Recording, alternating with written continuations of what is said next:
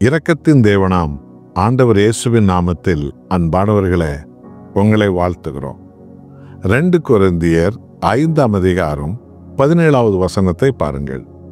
பரிசுத்த ஆவியான தேவன் ஒவ்வொருவருக்கும் சொல்லும் அற்புதமான ஒரு புது வாழ்வின் செய்தி 2 கொரிந்தியர் 5:17. இப்படி இருக்க, ஒருவன் கிறிஸ்துவுக்குள் இருந்தால் புது சிருஷ்டியாய் இருக்கிறான். பழையவைகள் ஒழிந்து போயின, எல்லாம் புதிதாயின. அன்பானவர்களே, பாவம் பழைய ஆதாமினுடைய குற்றங்களை, கேடுகளை, தோல்விகளை, அவமானங்களை, வெட்கங்களை, சீர்கேடுகளை கொண்டு வந்தது.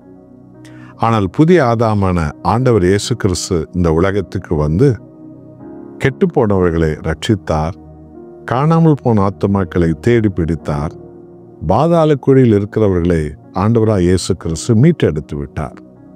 ஆகவே ஒருவன் கிறிஸ்துவுக்குள் வரும்போது, ஒருத்தி கிறிஸ்துவுக்குள் வரும்போது புதிய படைப்பாக, புதிய உயிர்த்தெழுதல், புதிய எதிர்காலம், புதிய அபிஷேகம், புதிய வாழ்க்கை, புதிய வீடு, புதிய வேலை, புதிய வழி, புதிய சிந்தைகள், புதிய பலன், புதிய தலைமுறையின் ஆசீர்வாதங்கள் எல்லாம் கிறிஸ்துவுக்குள் வரும்போதுதான் நமக்கு கிடைக்கிறது. பழையவைகள் இயேசு ரத்தத்தால அழிந்து போனது. இயேசு கிறிஸ்து ஆவியாலே பழையவைகள் அழிந்து போனது. அது எத்தனை மகிமை அல்லவா? அது எத்தனை அற்புதம் அல்லவா? ஆகவே அன்பானவர்களே, ஆண்டவராய் இயேசு உலகம் முடியும் மட்டும் உங்களோடு கூடவே இருக்கிறேன் என்று சொன்னார். எதற்காக? ஒவ்வொருவரும் தங்களுடைய தோல்விகளை, தங்களுடைய பலவீனங்களை, தங்களுடைய வெட்கங்களை, தங்களுடைய தவறுகளை, தங்களுடைய நஷ்டங்களை உணர்ந்து உயிருள்ள தேவனாம் ஆண்டவர் இயேசு கிறிஸ்துவை முழு இதயத்தோடு தேட வேண்டும். அப்போது அவரை தேடும்போது கர்த்தர் எல்லாவற்றையும் புதிதாய் மாற்றி விடுகிறார். பழையவைகளெல்லாம் தானாய் ஒழிந்து போகும். பழைய பிசாசு ஓடி விடுவான். பழைய வெட்கம், பழைய ஊதாரித்தனம், பழைய கோடலான வழிகளெல்லாம், நஷ்டப்பட்ட வழிகளெல்லாம் மறைந்து விடும். ஆண்டவராய் இயேசு கிறிஸ்துவுக்குள்ளே எல்லாம் புதிதாக மாறிவிடும். ஆகவே இயேசுவே, உமக்குள் நான் இணைந்து விட வேண்டும். என்னில் நீர் இணைந்து விட வேண்டும்.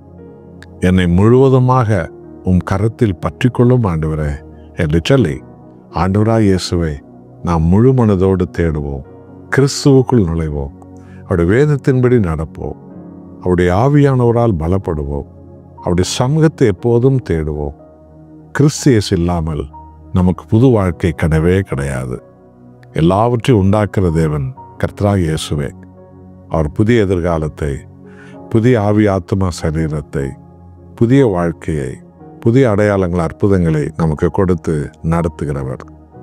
இயேசு கிறிஸ்துவுக்குள்ளே தான் எல்லாமே புதிதாய் மாறிவிட்டது. ஜெபிப்போமா? அர்ப்பணிப்போமா? மன்றாடுவோம். நல்ல பிதாவே, உம்மையே கிறிஸ்து இயேசுவாய் உலகத்துக்கு வெளிப்படுத்தினீர். ஒருவன் கிறிஸ்துவுக்குள் நுழையும் போது அவன் வாழ்க்கை, அவன் எதிர்காலம், அவனுடைய சுவாபங்கள், அவனுடைய நோக்கங்கள், அவனுடைய குணநலன்கள், அடையாளங்கள், அற்புதங்கள் எல்லாம் புதிதாய் மாறுகிறது.